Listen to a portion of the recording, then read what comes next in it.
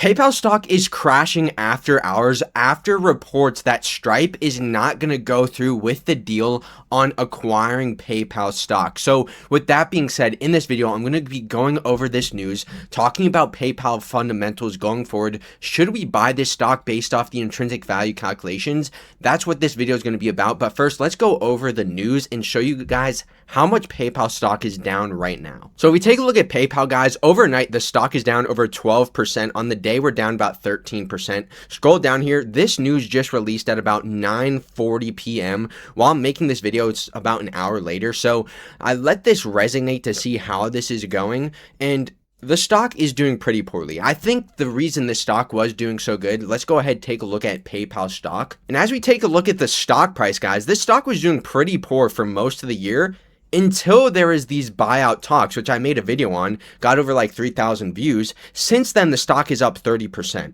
And with that being said, this news that Stripe isn't going to actually buy them out is obviously not going to be good for the stock, because there's hopes, and that's the reason why this stock was up so much. There's hopes that there's a buyout, that they're potentially going to be acquired by Stripe or another company. But when the news comes out that they aren't interested, that's obviously not going to be good for PayPal stock. So let's take a look at this headline news. So as we can see here, Reuters reports that buyout firm Advent and payment processor Stripe has decided to abandon its pursuit of fintech pioneer PayPal. So this report was reported tonight. As we scroll down, Reuters cannot immediately verify the report. PayPal and Stripe declined to comment, while Advent could not immediately be reached for comment outside regular business hours.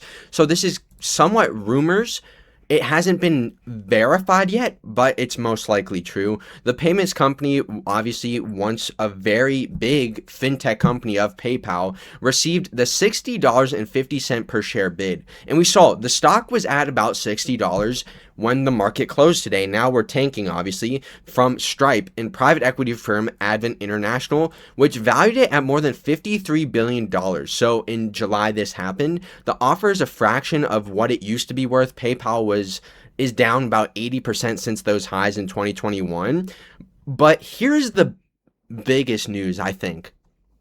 PayPal's board saw the takeover bid as inadequate and said it faced regulatory and financial hurdles. PayPal has not formally responded to the proposal. So what this is saying, the board of PayPal is seeing that they should probably be worth more than $60. That's what they're essentially saying right now, that bid was not high enough for them to consider that buyout. So is that true? Who knows? But if that is the case, I guess that could be good news for people investing in it because management's confident. But at the same time, guys, PayPal is doing pretty poorly. There's a lot of competitors out there on the market. I'm not saying PayPal is going to die. It's just the growth of this company is definitely going to stagnate, most likely, because of all these big tech companies in the online payments. You have Apple Pay, Google Pay, Amazon Pay, all these payment number one with big tech companies. You also have another thing called Zelle. Zelle is these big banks saw that PayPal was making so much money during these online transactions during COVID that these big banks teamed up together to be able to easily send money to, say, a friend or something like that very easily. Transaction fees not at all.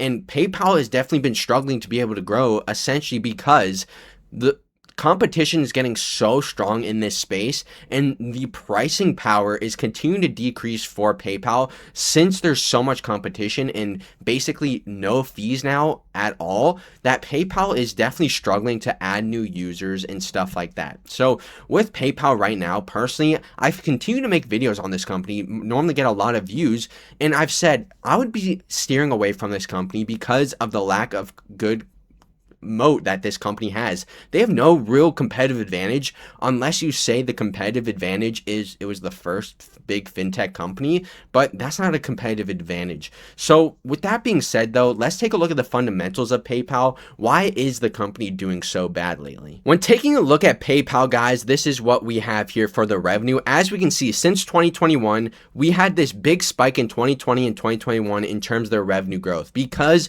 of this huge online basically boom for e-commerce because of COVID. But since then, obviously, we've seen, look at this, big deceleration down to single digit growth rates for the revenue growth.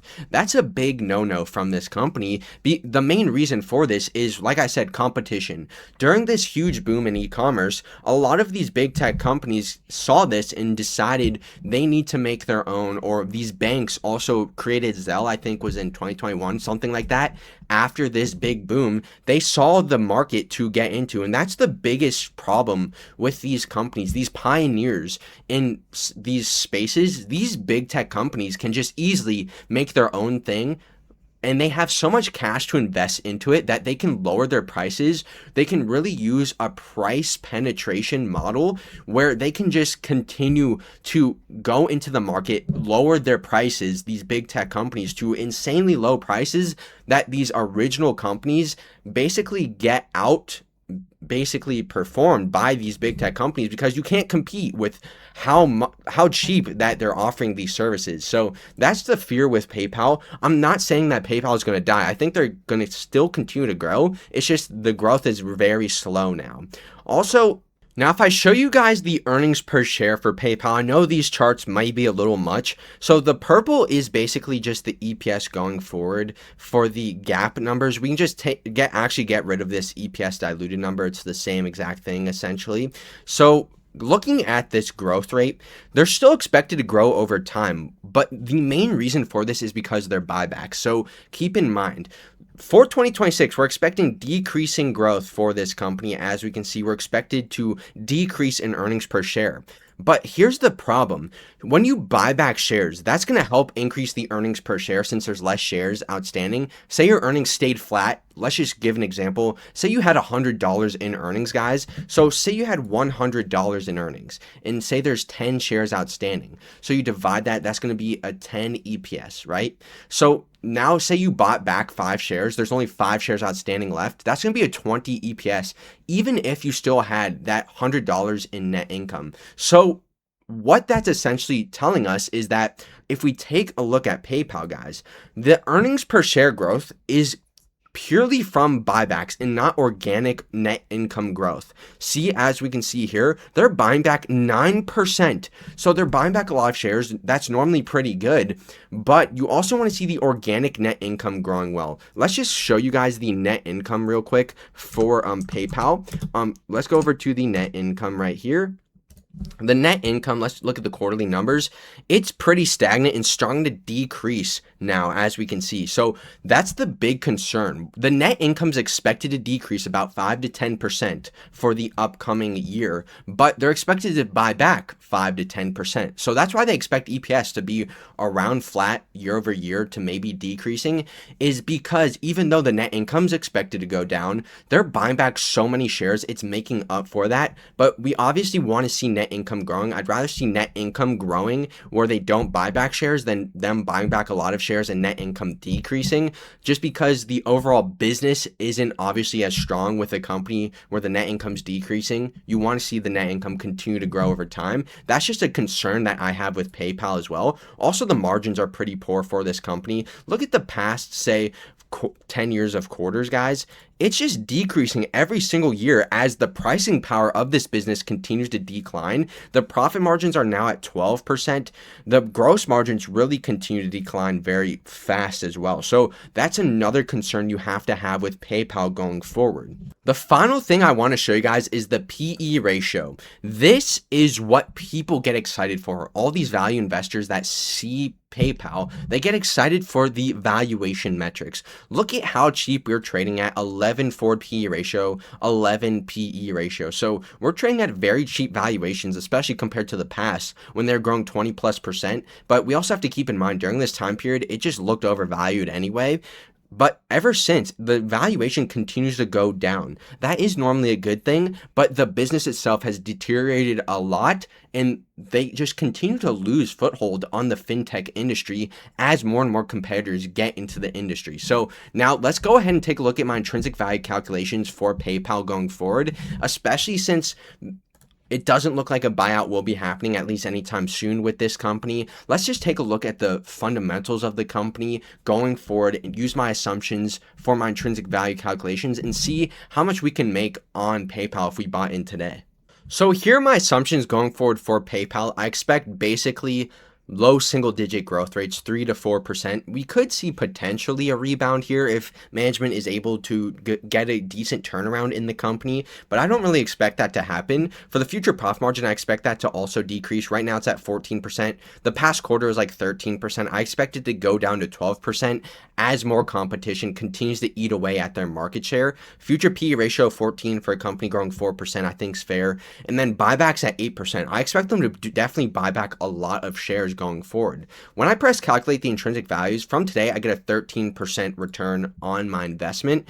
So with after hours, I do expect we could make 15%, but purely on an investment standpoint and around the business, I would not look at buying this company. It's just not my investing style. If you are looking for a cigarette butt type of company like Warren Buffett and Benjamin Graham have said, where you want to look at dirt cheap companies where it is basically no growth, everybody's counting them out, PayPal could look interesting if that's your type of investing style. But I like to look at big moat businesses, buy them at fair valued or undervalued prices. With PayPal, I think you could outperform the market. It's just the risk to reward I don't think is there for this company, at least at these prices, maybe around under $40. I mean, that it could be interesting. But once again, I'm not very interested in this company. The industry is evolving pretty fast in terms of all these other companies getting into it, and that's really harming the business for PayPal. So with that being said, thank you guys for watching this video on PayPal. Subscribe, hit the like button, comment down below to help the algorithm and boost the channel. And do you agree or disagree on PayPal? Do you own the business? I may get some flack for saying that this doesn't look like a buy right now. It's just my personal opinion. Do your own due diligence. But from my investing standpoint, I don't really love it, especially because of just a 13 to 15% return. It's not enough margin of safety for a company that is really deteriorating at a fast rate. So thank you guys and see you.